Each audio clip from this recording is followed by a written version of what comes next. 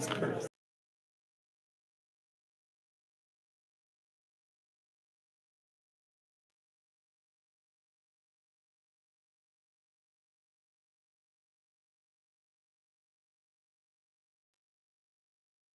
I didn't realize how much I don't know. There's a lot involved and just a lot of work.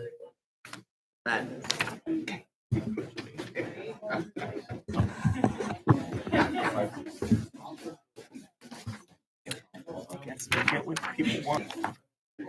Yeah, that's your job. So if you find yourself just waiting.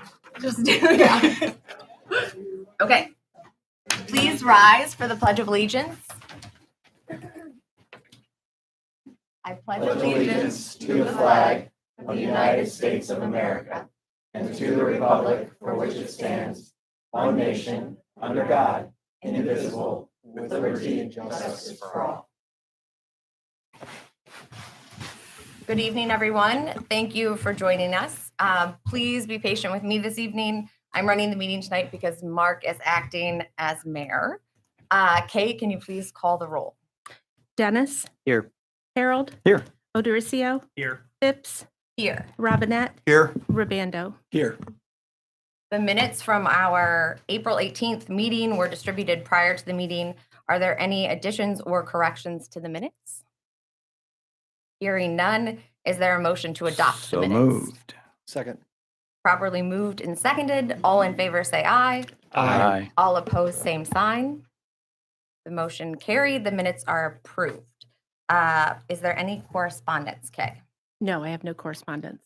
Do we have anyone signed up for lobby visitations this evening? Yes. The first person is David Wilson. Come to the microphone and state your name and address for the record, please. Hi, my name is David Wilson. Live at 208 Eberly Avenue, and just here to speak on Porch Fest. I kind of have a scripted message that's sort of short, but I may read a little slow, so be patient with me. A matter I want to get addressed here tonight, and here we go. All right. It's regarding the current matter at hand, the proposed Porch Fest.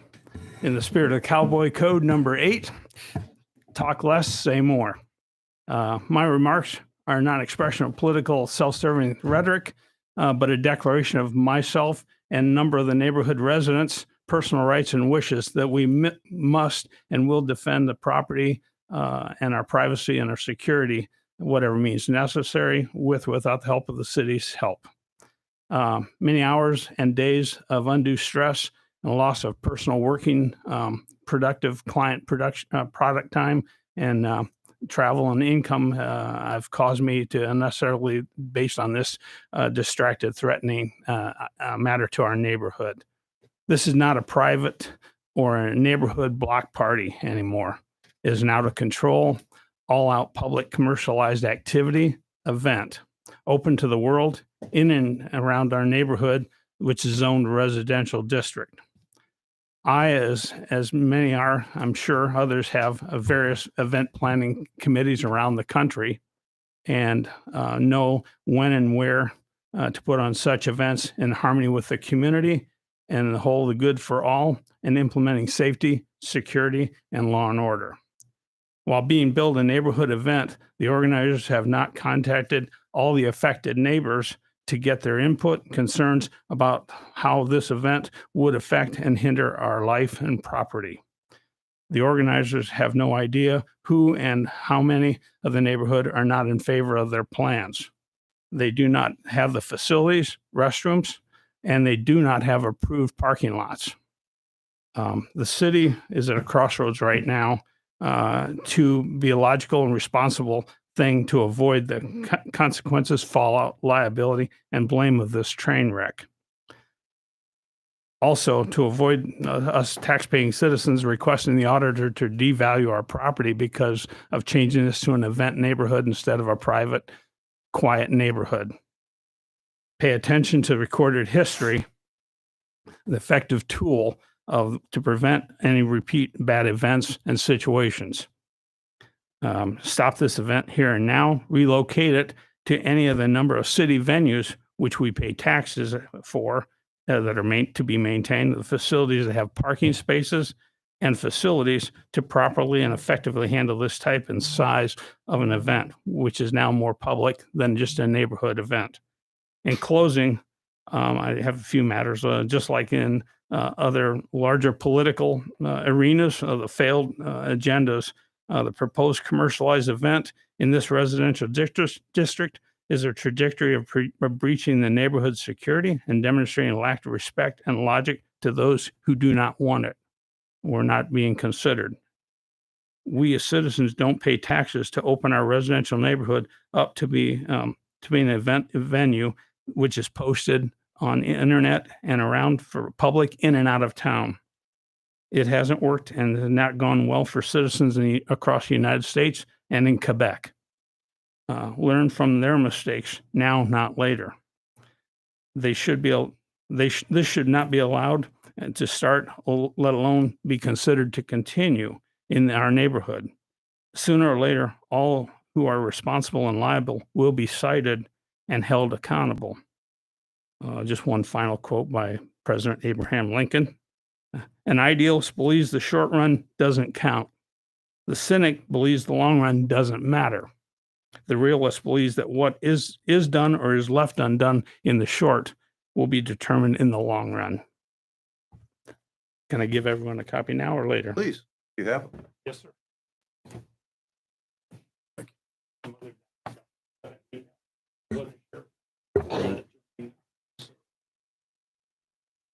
Thank you very much. No, you're fine. Thank you. Thank you. Thank you. Thank you. Thank you for your time. Sure. Mr. Wilson, thank you for attending this evening. After receiving your email of last week, we went ahead and asked City Administrator Lori Treader to address Porch Fest during her report later this evening. I invite you to stick around for that discussion. Does anyone have any questions for Mr. Wilson at this time? Okay. Next person is Jackie Nathan.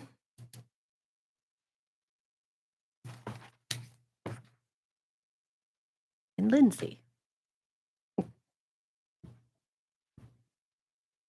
Hi, everybody. I'm Jackie Nathan, 13541 Union Hill Road, and I'm the president of the Bowling Green Arts Council. And I'm here with Lindsay, who was, what's your last name, Lindsay? Durham. Thank you, Durham. I did know that somewhere, but with Lindsay Durham, who works for Downtown BG, and we are working together on the Art Walk, and she's going to give you a little starter information about it, and then I'll finish up. So I'm here today on behalf of Downtown Bowling Green to invite you to the 30th Annual Art Walk. Partnering with the Bowling Green Arts Council, the event takes place on May 14th from 11 o'clock to 3 o'clock, with a reception to follow from 3:30 to 4:30. There will be many artists showcased throughout our downtown margins. To see an overview of all the artwork, first go to the library to view one piece from each artist. Then you may grab a guide and visit your favorite works.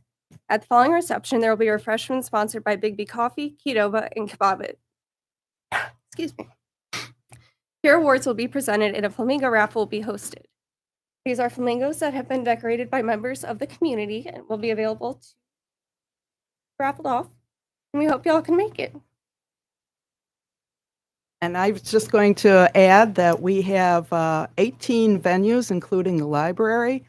Everybody will start out at the library with one piece by each artist. We have all kinds of different artwork, from encaustic wax paintings to ceramics to everything else, for photographs, whatever you'd like. And it should be a really fun event. We moved it back a couple weeks so the weather will be better, and we hope that everybody will come out and enjoy the day. Oh, and we're going to give awards. And we're going to have Popular Choice Awards, and we're going to have a vote for the flamingos, so come out and do that. Thank you. Thanks, guys. Joe Escudze.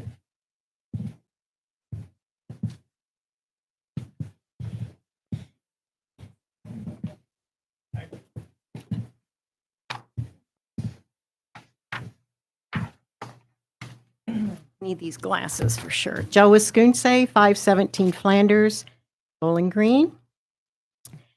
So I was up here earlier this evening and I heard some other people speaking. And I would like to bring a couple of things to light. I know that the dog park idea is not a brand new idea to Bowling Green. This has been going on for years.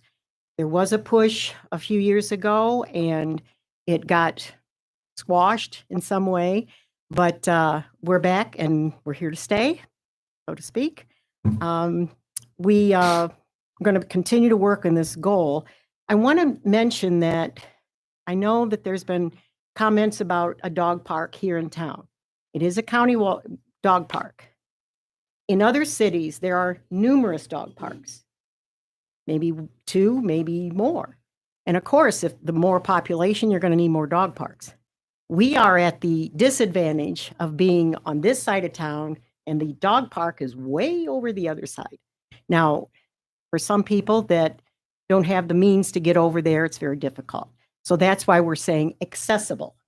Now, a dog park that is walkable for me would be great to be able to walk there. Yes, my vision is to have a dog park that has walking within it so that people can get exercise, so that dogs can get exercise.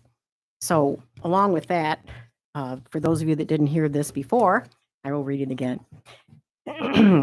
Has been increasingly evident that there has been an outcry from the Bowling Green residents to create a space for dogs and their owners to exercise, socialize, and enjoy public land within our beautiful city. We're talking about easily accessible public space that our residents from all walks of life and all parts of town can socialize with their pets, share conversations about their dogs, training tips, resources, as well as everyday topics. At the same time, they can be logging steps on their Fitbits, taking in some vitamin D, and gaining strength and endurance, keeping up with their furry friends. While the Citizens for BG Dog Parks Committee fully understands the maintenance commitment of dog parks and intends to research ways to support the maintenance issues, having dog park concept included in the city's master plan will help to solidify the importance of these types of facilities for Bowling Green. Inclusion in this master plan will assist us in gaining approval for all the necessary steps we are willing to take going forward.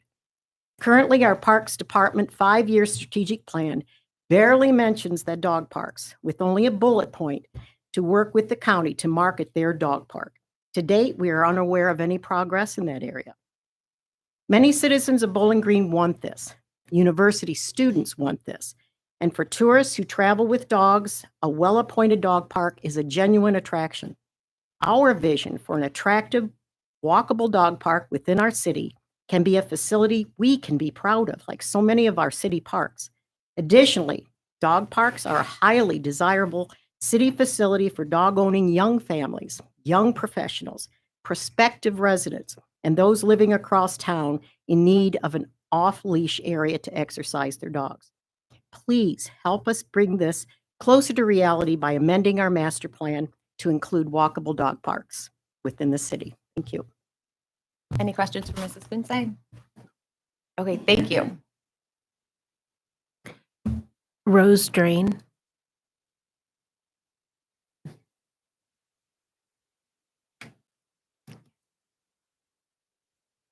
Hello, my name is Rose Drain. I live at 228 East Court Street. My husband and I were quite excited when we heard there were others in town that were advocating for a walkable dog parks. Walkability encourages sustainability. We would love to have a dog park that is not miles from us. We had a dog park where we previously lived in Rolla, Missouri, and it was built miles from us, and in fact, miles from any residential area. So the times that we did go there, we did not find a whole lot of other people there. We have, however, enjoyed numerous dog parks when we travel with our dogs. So I guess in terms of economic encouraging visitors to Bowling Green. Dog parks are a draw. I plan our trips by first looking for dog parks so that as our dogs travel with us, they can have some fun too. And then another thing about dog parks, we went to a number of them in Athens, Georgia, and found that when we encounter people at dog parks, it's not just about the dogs having fun, it's about the people speaking to each other. So a dog park is a place where a person is pausing to not just let their dog have fun, but also to engage in conversation with other people in the community who have a love of dogs. And so to me, it's enhances neighborhood. It enhances quality of life, not just for dogs, but for people who like dogs, and it creates more community. Any questions for Ms. Drayden? Thank you. That's all. Okay, thank you. We are now to the introduction of new legislation. Madam President, Mr. Robinette.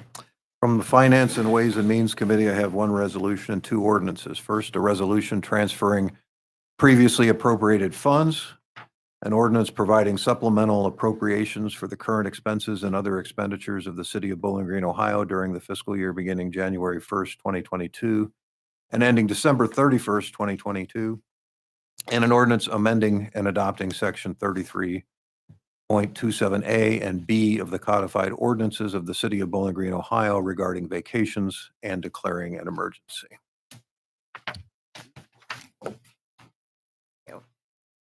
We are now to official reports. Acting Mayor Mark Hollenbaugh.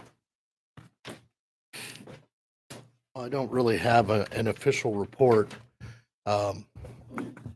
This is the second time that I have been both here and not here at the same time. So I will not be engaging in your discussions this evening. I just wanted to, sort of for an educational purpose,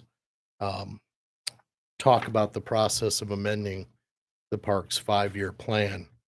And we have a couple of members that are fairly new.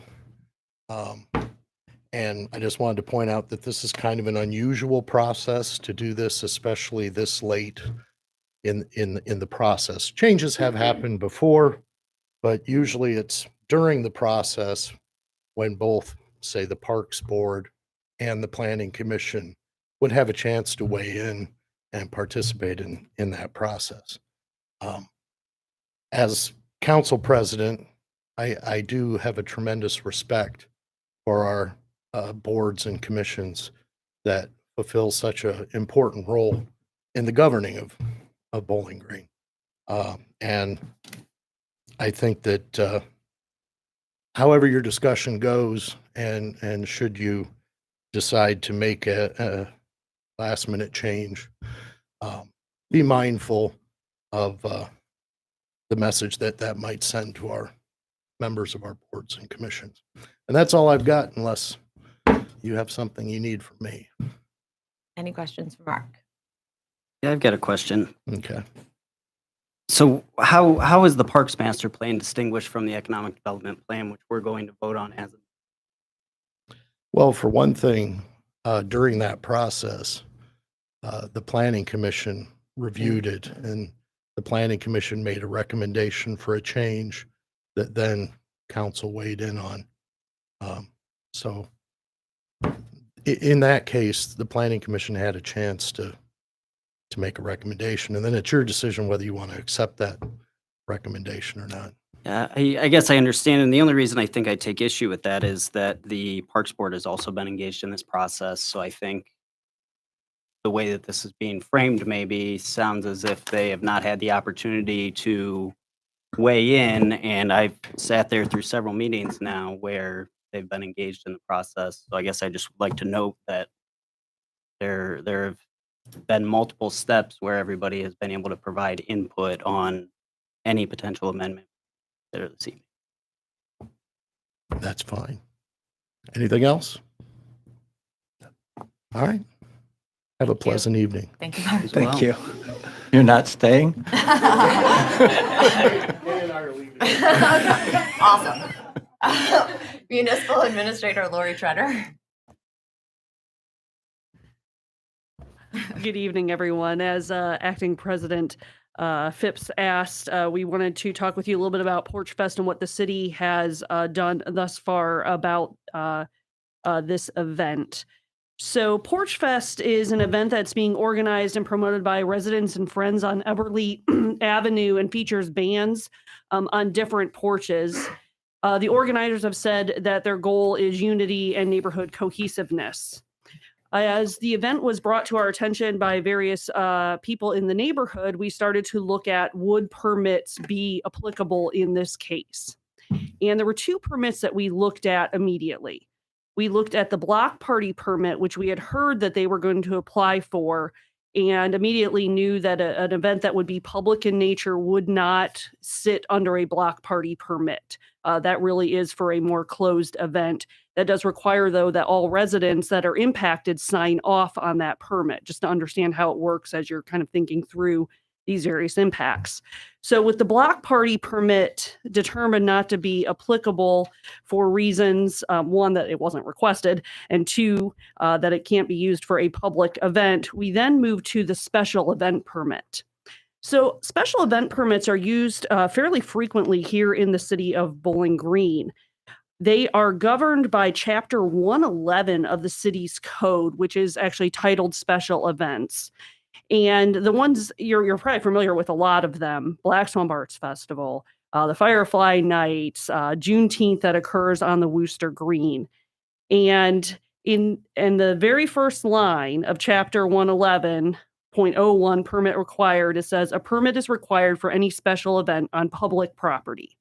And so this event is kind of threading that needle a bit in that the music is going on private porches. They're not asking for a public street closure, but we also understand that it could impact public. And so we weren't quite sure what to do with this. So because we were hearing from so many different folks, we asked the Porch Fest organizers to come and meet with members of the administration, police, fire, public services folks. And we talked with them and made them aware of the concerns that were articulated earlier by Mr. Wilson, who I've also met with, to understand that gathering people in an area can have, impacts that you can not control. And in that meeting, we did recommend that they apply for a special event permit. However, they chose not to apply for a special event permit. And we did not feel that 111, based on what they are telling us, would necessitate that we could compel them to do that. However, we did talk through with them that, if things go on that do impact public property, that changes future conversations and what even could occur on that day. Our group did feel that the Porch Fest organizers were responsive to the considerations, at least in their responses to us by the neighbors. Specifically, they told us that they would post people, they would identify which lawns are not to be in the event and make sure they understood that people have a right to not have people on their lawns. That is their private property. And they talked about some of the safety and logistics. And of course, our folks who have a lot of extensive experience with large events shared with them some of the concerns of public events. And we did encourage them to consider a public property location like Wooster Green, because we've watched events be staged there very successfully over the years. So we're kind of in this, in my opinion, this element where both things are true. I think that the Porch Fest organizers, are trying to do something nice for a community, have an activated community neighborhoodness, which is a good thing. And, that's something we hear about a lot. But we also are concerned that we could impact other people in the neighborhood in a negative way, which of course we don't want to do either. So that's kind of where we are with things. At this time, they do not have a permit with the city of Bowling Green. They have not been required to file a permit. They have not asked to file a permit. So they are not asking for closed roads. They are not asking for access to public property. And that kind of finishes what brings you up to date on where we've been with Porch Fest. So I'm actually going to be turning my report over to Heather. So if you have any questions about that or anything else, I will take those now, please. Okay. Any questions for Lori? I have a question. Sure. Has this event happened before, or is this going to be the first time? My understanding is that the event started during COVID. And when it started, it really was more what we would consider a block party, that it was truly neighbors. And then last year, they started to grow it a bit. And I think that's where you started to see, although we did not take any complaints from that event, some of the neighbors, and that's why when they heard it was coming again, contacted us and said, wait a minute, we have concerns. We saw some things during the event with litter, people coming onto private or property that did not want to be part of the event. And so I think that as they saw it changing, they raised those concerns. So I don't think we've seen it at this level as of yet. It is in the afternoon on that day. I think it's like I don't remember the times, but it is an afternoon event. Any other questions? Yes. So, the city's acknowledged that this is a public event. So why is it being treated like a private? Public property. It's not occurring on public property. So I a understand. 11101 is a permit is required for any special event on public property. But the fact that it's public in nature makes no difference under the current. That was how we interpreted 111. Do you think it makes a difference, though, in terms of the city's responsibility to ensure the health and safety of the public? I think that's a challenging question to answer. If you look at what the organizers are telling us, that it will be to lawns, that they will have monitors, one could, if you trust that, we're trying to, listen and respect them. But of course, we do have concerns for public safety. We always do. Is the city concerned that you've got an acknowledged public event resident? We are aware of it, and I would say we are concerned. That's why we met with the organizers, because we want this to be a safe event. And we do feel a little bit caught in not knowing the best way to handle this under our current permitting process. Again, trying to understand neighborhood cohesiveness and what we've been hearing about activated neighborhoods, and also understanding what potential things could happen but have not yet happened. I mean, the city does events well. We've shown for years that we can handle big events like and while ensuring the health and safety of the public. We continue to grow our public spaces. This council, the last 5 years, has added more green space than we've had before. So what did you do to try to steer the organizers towards of one of our wonderful public venues where they could have a great festival in a safe and healthy environment? The organizers weren't looking to have it in a public space. While we let them know that that was available, I'm not sure where a city administration can compel somebody who's trying to have a neighborhood event that they're saying are happening on private porches and force them into a public space. Now, should the event occur and there be problems with it, I think then we have some evidence that there were problems and we would need to intercede. Again, we're a little bit, Greg, in a different area for us. This is a different kind of event than the city has really, faced before. And so I think it's good that we're having some public conversation about this and about, the best ways to balance things here. So I've been thinking about that actually. Recently, there was some talk about if we wanted to legislate in this area, what could we do? And I guess I don't actually think it is the case that we haven't experienced this. I mean, with everything going on right now in particular, we've got graduation parties happening on private land. That is essentially a public event happening on private property. Would we require a permit for that? Is there going to be a threshold where if you're expecting this many attendees? I attended Porch Fest last year. It was relative, and I don't know if it's because it's spread out over such an area, but it seemed like a fairly small group of people that brought their own lawn chairs. And I'm not denying that there were neighborhood issues that we should be cognizant of, and I'm happy to hear that are taking steps to address that. But I guess I just don't have you guys had any discussions about how we would regulate this further if we wanted to move in that direction? We have not had that discussion. Again, as a legislative body, we would certainly look to your direction that should you, want us to enforce this differently, we would enforce the law and appreciate any clarification too on the matter. Jeff, thank you for bringing up the private parties. I mean, I think that I've certainly seen the college parties mark off their lawns. Like they're required to keep all of the alcohol on the lawns, and they put up fencing for the big parties. So is Porch Fest required to do that? We aren't the ones requiring that people do that in those neighborhoods. It would not Who's be under requiring that? city jurisdiction. I don't think college students would do that of their own accord. In my It's liquor experience control way that's back doing in the that? day, Liquor that had control. more to do with regulating the use of alcohol. But it's an interesting idea for the application. Any other questions for Lori? Madam President, I'd like to make one comment, not before we let Larry go, but I suggested as a council, we've seen I think we've exposed a gap in some of our code. I think we need to clearly and unambiguously answer a question.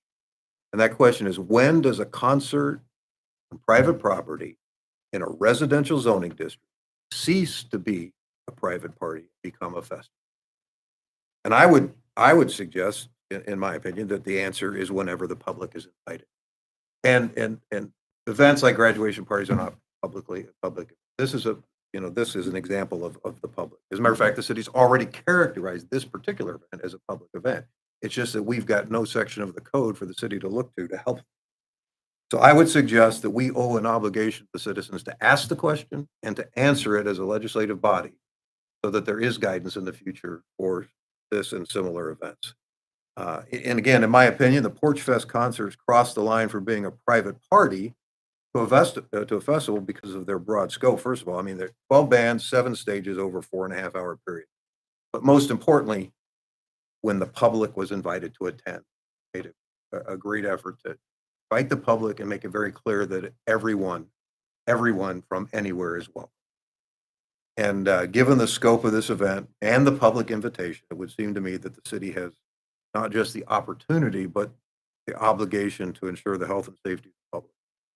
And using the special event permit defined in Chapter 111 of the code and steering Porch Fest organizers to one of the many, great outdoor venues that PG has would allow them. But as we've heard, that wasn't. So I don't have any questions. Thank you, Lori. All right, thank you. I'm going to actually turn the microphone over to Heather Saylor, our planning director. She has a couple updates for you. Thanks, Heather. Good evening. Great to see you all. I gave you a copy of the handout that I'm going to highlight here. So May is National Preservation Month. So we're celebrating across the nation our wonderful historic places and buildings. So the Historic Preservation Commission has put together a scavenger hunt for that we hope the community can really enjoy and really notice the beautiful architecture of our historic buildings. So I do have some extra copies in the back. It's on our website. It's at the library. It's at the Downtown Special Improvement District office, and it's at Juniper Brewing Company. Juniper is offering a gift card, one gift card that we are going to randomly draw for those who turn back in their actual scavenger hunts to us, and we would love to see those come in. They don't have to be right. We would like you to put some effort there and really notice our buildings, because again, it's something you don't always notice unless you're really looking for some of these features that are really beautiful. So we are also excited to note that the library is also doing a Boomtown tour, and that will be right after May, so June 11th, and that's in your handout. You do have to sign up for that, 10 a.m. to 11 a.m., and I believe there's limited spaces. So I really encourage you to maybe consider that. I know our Historic Preservation Commission is really excited about working with the library and other partners. Another partner we have is the Wood County Museum. They are also celebrating National Preservation Month, and they're inviting the community to show up at the museum Thursday, May 19th at 6 p.m. so they can get a great big group photo in front of the museum and post that on social media again, as a participant of this really important month. So again, we're all excited about that. We really want to create that positivity about history. All have a story, and we really, really are excited to share stories. Another feature I forgot to mention is that we are going to highlight a district or a building each week this month, and we also would encourage, upon the closure of this month, that the public consider nominating buildings or sites that they would like the commission to honor monthly. So again, excited about that, and I think it's a great way to educate the public on all the special things happening in Bowling Green. So back to other business. Zoning, the zoning code update. We have decided to have our next presentation at the next Planning Commission meeting, which is June 1st at 7 p.m. We likely will have a light agenda at that meeting, and we thought it'd be a great time, since we already have Planning Commission there, to obviously invite the public to that presentation. So hopefully by June 1st, we will have, that is our goal, to have the rest of the zoning code draft out. So we will send that out and have it posted on the website. This has been a really meaty document, as we all know. So, we're talking parking next, we're talking sign regulations. So it's just been really, really a challenge to really get it finessed to where we think it's addressing the issues we want to address. So again, just hang on, be patient. We're getting there. And again, we appreciate your involvement and the public's involvement in this process. And I wanted to add, it will be at Simpson Building. So the Veterans Building was booked where we had it before. But again, it's a little bit of a bigger space, and we think it's more conducive to the presentation. So I think that's it, unless you have any questions for me. Any questions for Heather? I hope to see all your scavenger hunts. Yeah. Thanks, Heather. Thanks. City Attorney Mike Marsh. Public Services Director Joe Fawcett. Good evening. Amanda is here to give you a quick update on the greenhouse gas emission study and the climate action planning. Before I turn it over to her, I just wanted to entertain any questions you might have for me. Any questions for Joe? Perfect. I like entertain better than subject.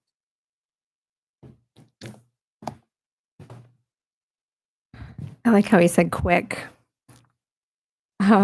In front of you, you do have a handout that was provided just prior to the meeting. Excuse me.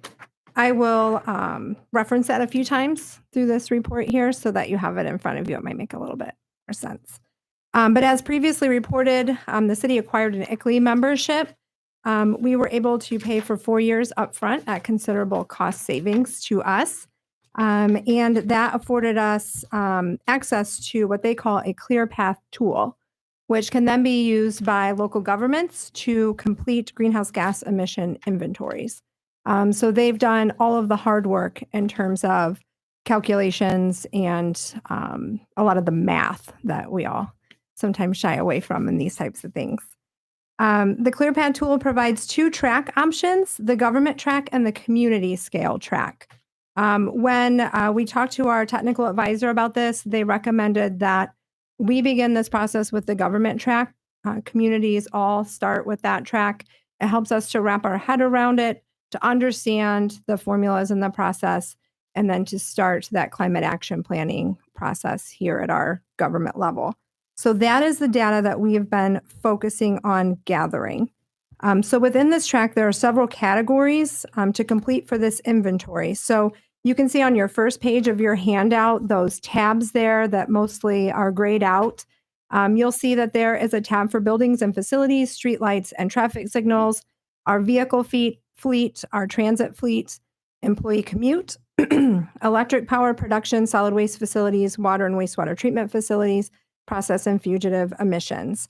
So in addition to those where we're going out and gathering our data, we're also responsible for assigning factor sets to each one of those tabs.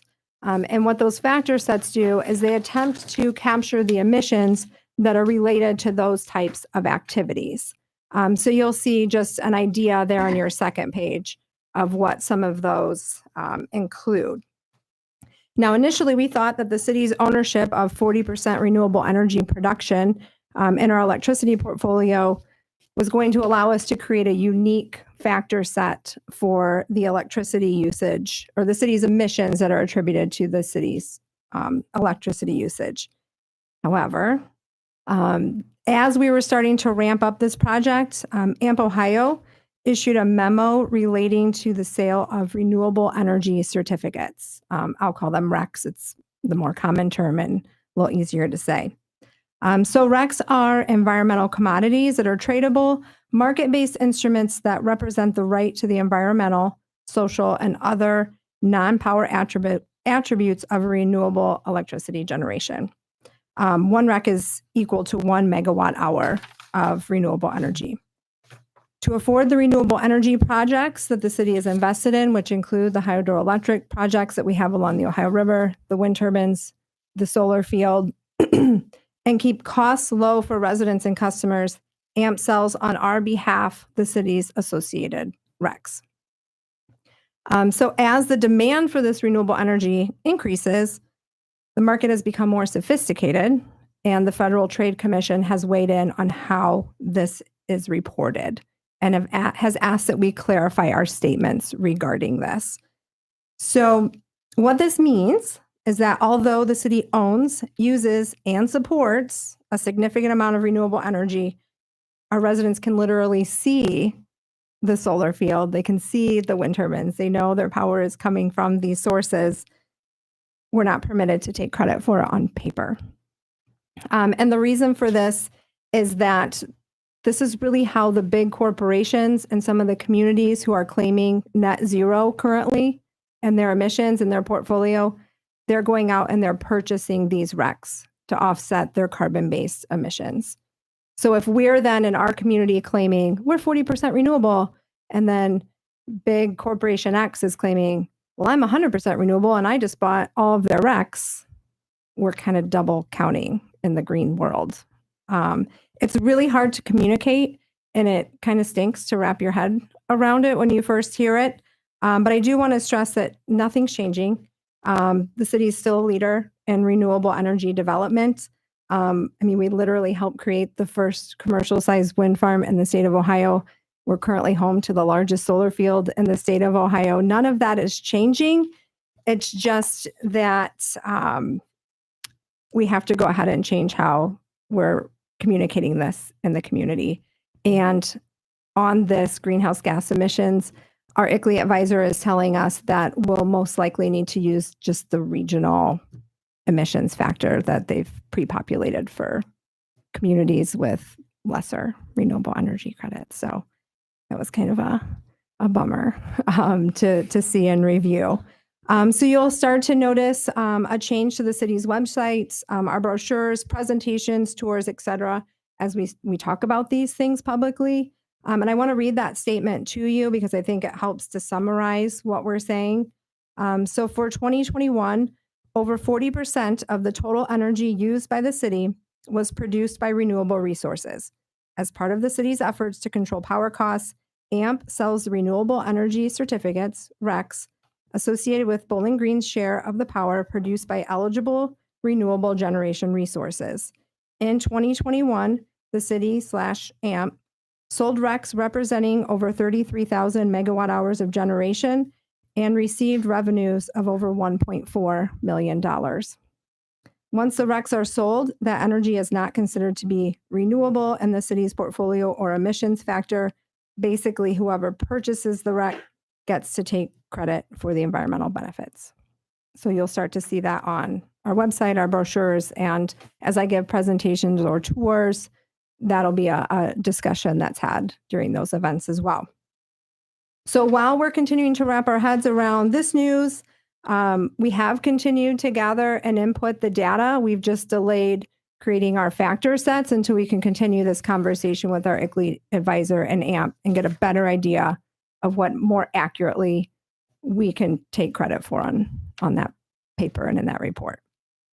So I do have an example provided to you on page 3 so that you can see just what one of the inventory records looks like when we click into that inventory. So this one, for example, is the building and facilities inventory record. So each building that the city owns, or facility, I should say, will be inserted by name. And in this case, all of the corresponding electricity usage data will be entered here. So we have metered every building and every facility, every lift station, our traffic lights. I mean, you name it, we've got meters all over the place. And when the data was sent to us to start for Jim O'Neill and I to start sifting through, it was over 1,000 data points in an Excel sheet, all tied to meters with very long numbers on them and no identifiers. So we've been clicking back and forth on a map to figure out what is meter 1556622 actually recording, and getting clarification from our electric division. So that process really for a lot of these is taking a bit longer than what we had anticipated. We hadn't anticipated such a learning curve. And also, you were requesting this data for the first time from these folks. So we're having to come up with a process of gathering data, interpreting data, and those kinds of things.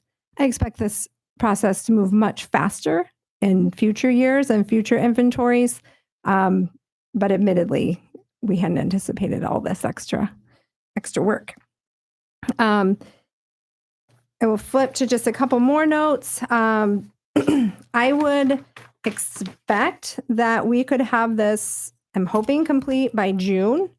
I mean, that's all dependent. We have kind of the dedicated team working on this is also responsible for about 1,000 other very important projects in the city. So, you know, when I'm asking for these kinds of things, I'm also reliant on their time as well. So fingers crossed, June, we'll have an almost complete greenhouse gas emissions inventory for you. And while this has taken a bit longer than maybe what we anticipated, I still stand by it. It saved us a ton of money in consulting fees, in which we would have tied ourselves to for years to come. We're able to learn, wrap our heads around how to collect our data more effectively. And also as staff, I've already have folks that are weighing in and saying, oh, make sure you separate out all the lift stations. I think there's a possibility there for reduced energy reduction if we can start honing in on where our highest users are. Just things like that, that we wouldn't have talked about that if it wasn't shoved under our faces. So I really think that this is going to help us in the long term. So we are asking for your patience for just a couple more months as we work through some of this data and continue to bounce questions off of our advisor. So Jeff does plan to schedule a sustainability committee meeting June, July-ish, depending. I know you all have a very busy schedule in front of you, and hopefully we'll have more to report then. And unless you have questions for me, I will let you move on to the rest of your business.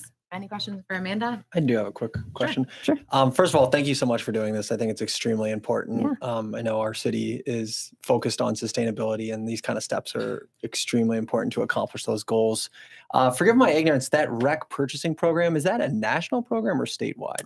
It's a national program. And so some states have regulations that certain communities or businesses reach a certain threshold by certain times, and they require the purchase of these recs to get there. Ohio doesn't require that, so we don't necessarily, maybe we're not as familiar with it. On the flip side, on a more smaller scale, our Eco Smart Choice program that we offer to residents is the exact same thing, but on the reverse, on a smaller scale. So it's not a new thing. It's just, like I said, the Federal Trade Commission is weighing in because we've been kind of double counting. A lot of us have. So not a new concept, just a new way of how we communicate it, I guess is how I'd summarize it. Great. Thank you so much. Any other questions? So this is going to clarify exactly how much is being generated. I mean, that's a good thing, right? Exactly how much renewable energy is being generated. They're trying to get at that double counting issue. Was that the reasoning for this legislation? Well, we know we get annual reports from AMP that tells us exactly how much of our portfolio's ownership, or how much ownership we have and how much we're getting in our portfolio. It's really hard to explain. Weigh in, Brian, if I'm not explaining this appropriately, but it's a paper shuffling game, if I'm just talking honestly to you. This is going to give us a more accurate picture, though. This is a early Is that version of fair? like carbon trading. Yes, that's, thank you. We're building the energy infrastructure, and people are paying for it for us. Right. Yes, Yeah. thank you. Yes. They're paying And to pollute. No, they're paying to produce the generating facilities. So we have the facilities yes, and they're subsidizing our costs by doing that. yes. Once we establish this baseline, though, we're still going to be able to measure our improvement over the Mhm. coming years and decades, right? Yeah, I mean, one of the benefits of this emission study is we'll be able to identify immediately where are we consuming the most electricity and how can we then start either retrofitting those buildings, modifying how we're getting power to traffic lights, for example, those kinds of things. Those changes are very easily identified in this process. So yes, Jeff. Yep. Any other questions for Amanda? Okay, thank you. Thank you. Great. Next up, Public Infrastructure Director Brian O'Connell. Any questions for Brian? Okay, thank you. We are now at Council Committee Reports. Report. Okay, the Planning, Zoning, and Economic Development Committee did meet before this meeting to hold public hearings on resolutions 3819 and 3820. We heard from several citizens, city staff, and BG Economic Development Executive Director Katie Thompson. There was robust discussion surrounding dog parks that I anticipate will continue during the reading of legislation.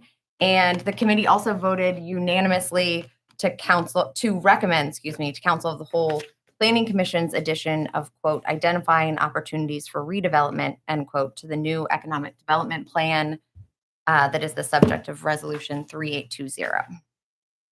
Any other committee reports? Okay, so we are now at the reading of legislation. Legislation for first reading. Resolution number 3822 for first reading. Resolution transferring previously appropriated funds. Madam President, Mr. Robinette, I move to suspend the rules and give resolution 3822 its second and third readings. Second. it's been properly moved and seconded to suspend the rules for resolution 3822. Kay, please call the roll. Harold? Yes. Odoricio? Yes. Phipps? Yes. Robinette? Yes. Urbando? Yes. Dennis? Yes. Motion carried, and the rules are suspended for resolution 3822. Resolution number 3822 for second and third reading. Resolution transferring previously appropriated funds. Madam President, Mr. Robinette, I move to adopt resolution 3822. Second. it's been properly moved and seconded to adopt resolution 3822. Is there any discussion? Hearing none, Kay, please call the roll. Odoricio? Yes. Phipps? Yes. Robinette? Yes. Urbando? Yes. Dennis? Yes. Harold? Yes. Motion carried, and resolution 3822 is adopted. Ordinance number 9007 for first reading. Ordinance providing supplemental appropriations for the current expenses and other expenditures of the City of Bowling Green, Ohio during the fiscal year beginning January 1, 2022 and ending December 31, 2022. Madam President, Mr. Robinette, I move to suspend the rules and give ordinance 9007 its second and third readings. Second. it's been properly moved and seconded to suspend the rules for ordinance 9007. Kay, please call the roll. Phipps? Yes. Robinette? Yes. Urbando? Yes. Dennis? Yes. Harold? Yes. Odoricio? Yes. Motion carried, and the rules are suspended for ordinance 9007. Ordinance number 9007 for second and third reading. Ordinance providing supplemental appropriations for the current expenses and other expenditures of the City of Bowling Green, Ohio during the fiscal year beginning January 1, 2022 and ending December 31, 2022. Madam President, Mr. Robinette, I move to adopt ordinance 9007. Second. it's been properly moved and seconded to adopt ordinance 9007. Is there any discussion? Hearing none, Kay, please call the roll. Robinette? Yes. Rubando? Yes. Dennis? Yes. Harold? Yes. Odoricio? Yes. That was it. Did I call everybody? Phipps. Phipps. Yes. Motion carried, and ordinance 9007 is adopted. Sorry about that. No. Ordinance number 9008 For first reading, ordinance amending and adopting Section 33.27A and B of the codified ordinances of the City of Bowling Green, Ohio regarding vacations and declaring an emergency. Madam President, Mr. Robinette. I move to suspend the rules and give ordinance 9008 its second and third readings. Second. It's been properly moved and seconded to suspend the rules for ordinance 9008. Kay, please call the roll. Rubando, Yes. Dennis, Yes. Harold, Yes. Odoricio, Yes. Phipps, Yes. Robinette. Yes. Motion carried, and the rules are suspended for ordinance 9008. Ordinance number 9008 for second and third reading, ordinance amending and adopting Section 33.27A and B of the codified ordinances of the City of Bowling Green, Ohio regarding vacations and declaring an emergency. Madam President, Mr. Robinette. I move to adopt the emergency clause for ordinance 9008. Second. It's been properly moved and seconded to adopt the emergency clause for ordinance 9008.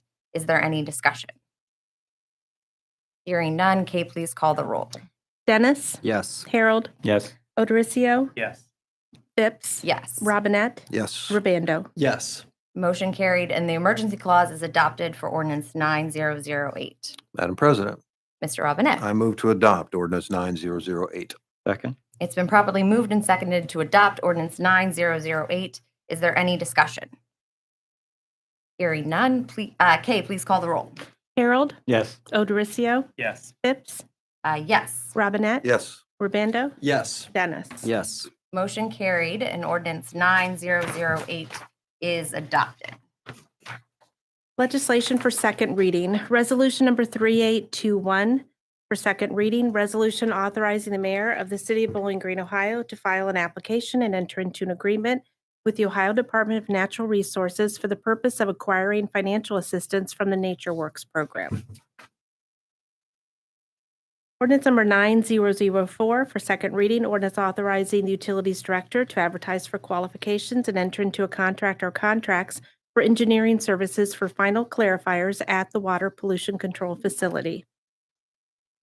Ordinance number 9005 for second reading, ordinance authorizing the Utilities Director to execute a loan agreement with the Ohio EPA, Ohio Water Development Authority for a water pollution control loan fund loan for design and engineering services for final clarifiers at the Water Pollution Control Facility. Ordinance number 9006 for second reading, ordinance authorizing the Utilities Director to advertise for qualifications and enter into a contract or contracts for engineering services for lighting improvements at Carter Park. Legislation for third reading, ordinance number 8998 for third reading, ordinance authorizing the Utilities Director to enter into a contract or contracts to complete odor control improvements at the Mercer Pump Station. Madam President, Mr. Harold. I move that we adopt ordinance 8998. Second. It's been properly moved and seconded to adopt ordinance 8998. Is there any discussion? Hearing none, Kay, please call the roll. Odoricio, Yes. Phipps, Yes. Robinette, Yes. Rubando, Yes. Dennis, Yes. Harold. Yes. Motion carried, and ordinance 8998 is adopted. Ordinance number 8999 for third reading, ordinance authorizing the Utilities Director to enter into a contract or contracts for repairs to the flocculation tank and sedimentation basin at the water treatment plant. Madam President, Mr. Harold. I move that we adopt ordinance 8999. Second. It's been properly moved and seconded to adopt ordinance 8999. Is there any discussion? Hearing none, Kay, please call the roll. Phipps, Yes. Robinette, Yes. Rubando, Yes. Dennis, Yes. Harold, Yes. Odoricio. Yes. Motion carried, and ordinance 8999 is adopted. Resolutions 3819 and 3820 come off of the table automatically. Madam President, Mr. Robinette. I move to adopt resolution 3819.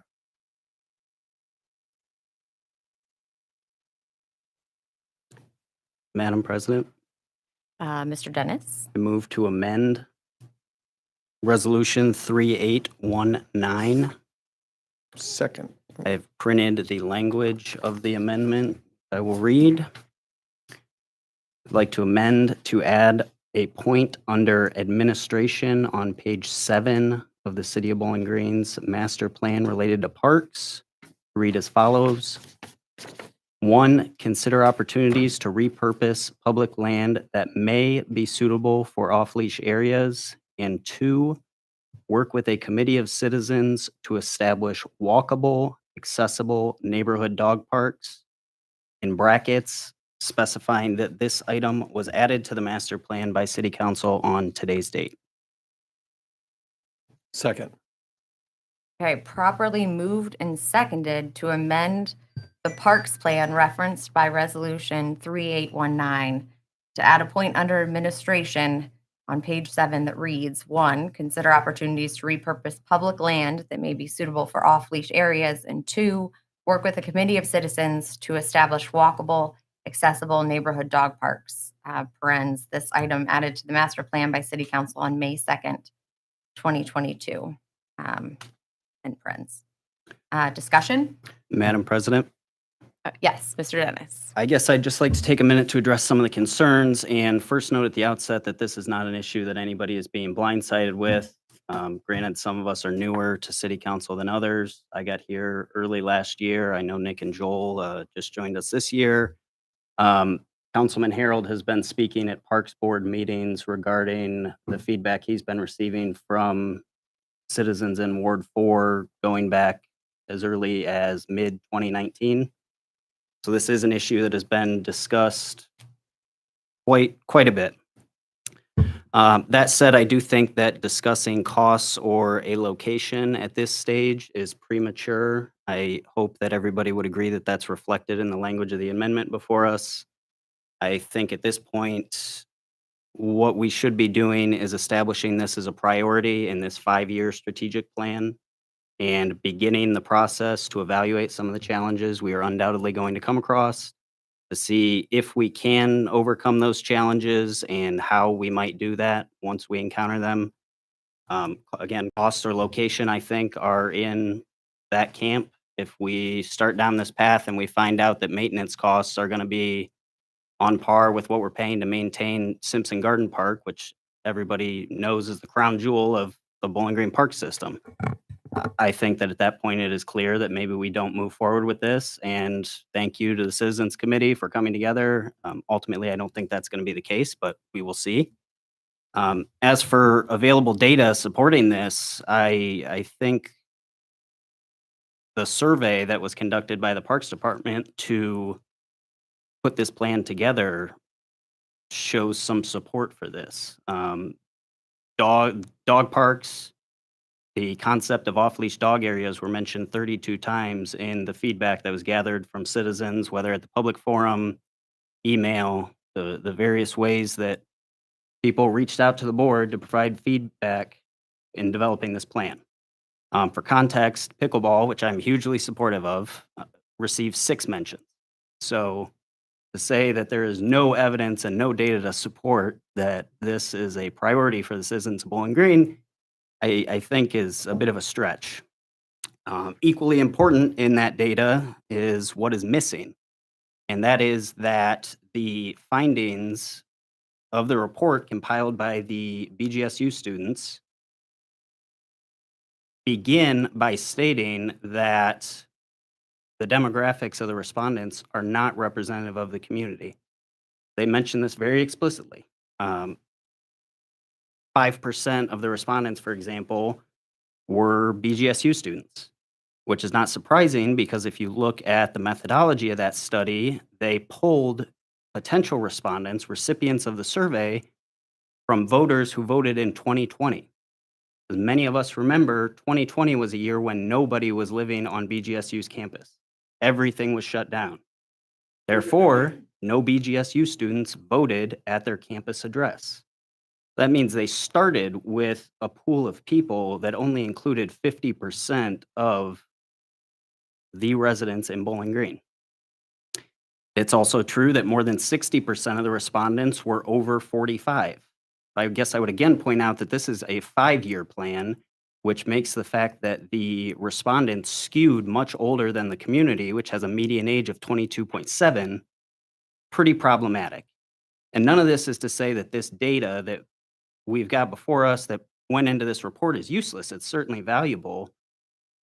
That is a very important caveat, I think, though, as we are considering whether to amend it in a way that will appeal to some of the younger demographics that are admittedly not included in the results of the survey.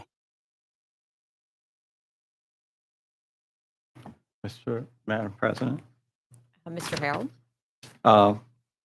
we've had the opportunity of this topic coming up a number of times, and there's a lot that could be said about it, actually, both ways. I appreciate Greg's comments during the committee meeting. I was thinking as he was reading it, gosh, I could have written that myself, except, of course, mine would have been much longer. But I want to circle back to what our esteemed acting mayor, who is still here, mentioned. And he said that be mindful of the message. And he stated tremendous respect for boards and commissions. And I want to reiterate that. I've, on numerous occasions, when I've spoken with constituents, told them that boards and commissions are incredibly important to the way that we run things here in Bowling Green. It's actually one of the, we'll talk jewels of the way that we do things, is we rely very heavily on the boards and commissions.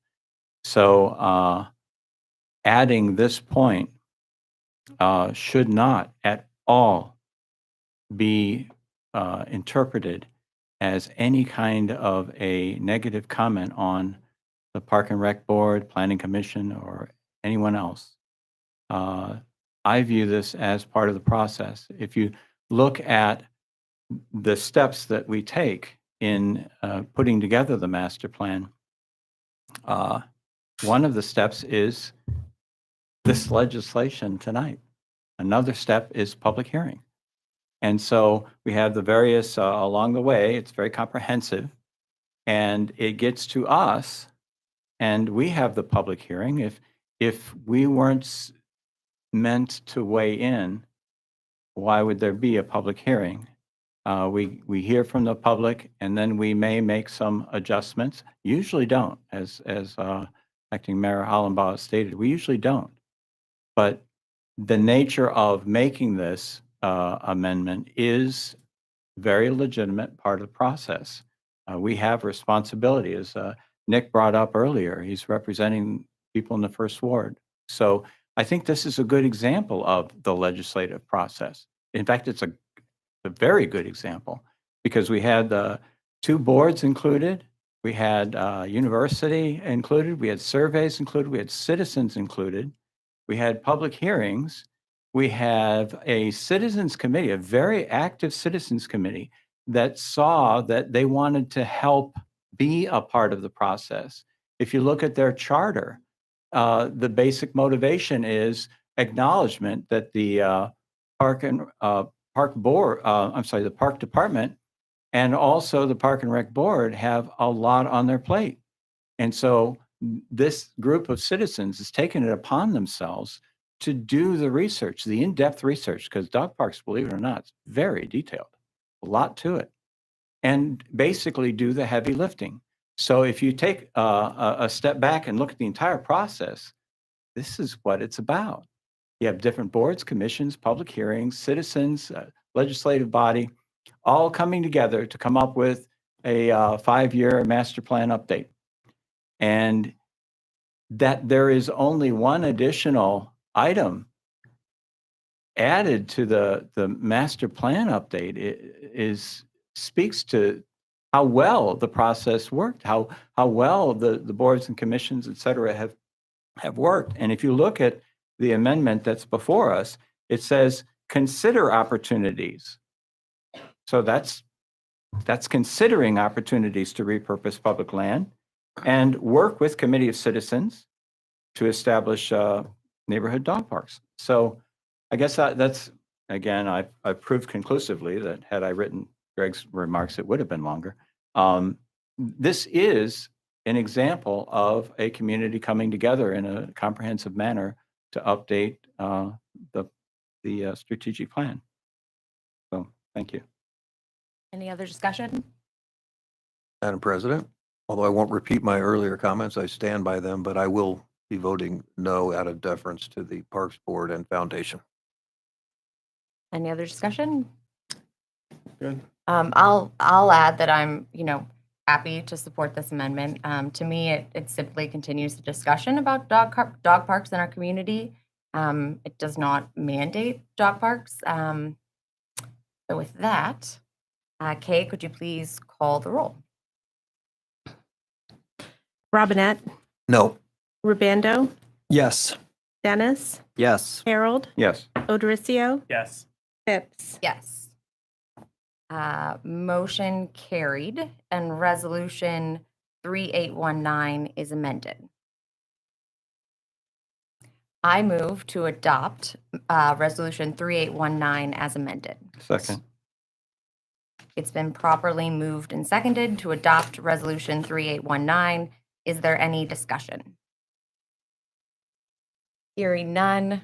Kay, please call the roll. Rubando, Yes. Dennis, Yes. Harold, Yes. Odoricchio, Yes. Phipps, Yes. Robinette. Yes.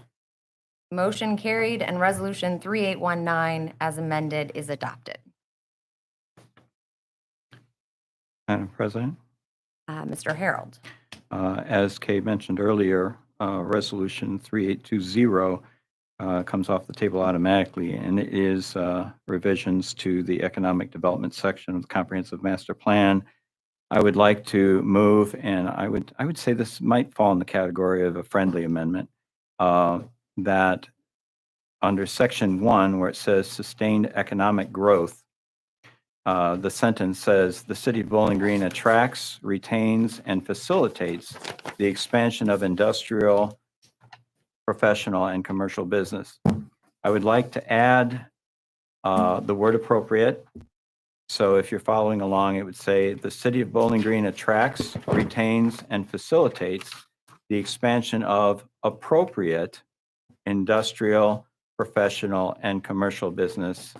And this is most definitely included in this, most definitely a friendly amendment, and that is in keeping with the form, add a comma after the word professional so that it retains the same use of a comma structure that the beginning of the sentence was.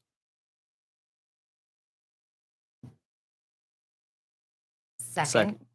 So properly moved and seconded to amend the economic development plan referenced by resolution 3820 to add appropriate where indicated in section 1. Discussion? Appropriate is going before industrial. Yes. Who decides what's appropriate? Madam President. Mr. Harold. That's a good question. And believe it or not, I resisted the temptation to add another page and a half to answer that very question. The word appropriate would be, or whether something's appropriate or not would be handled in a fashion that seems to make sense when this policy is used. Madam President, Mr. Dennis. I guess my reading of that, by including the word appropriate, it reaffirms that not all growth is appropriate. So it does not set a standard for what is appropriate, but I think it does clarify that we handle these things in a very measured way. Madam President. Mr. I Harold. would echo what Jeff said and also provide a very, very short history lesson. And that is way back when, translation when I was on council before, way back when, we did pass a council policy on economic development. And one of the key, and it was less than a page.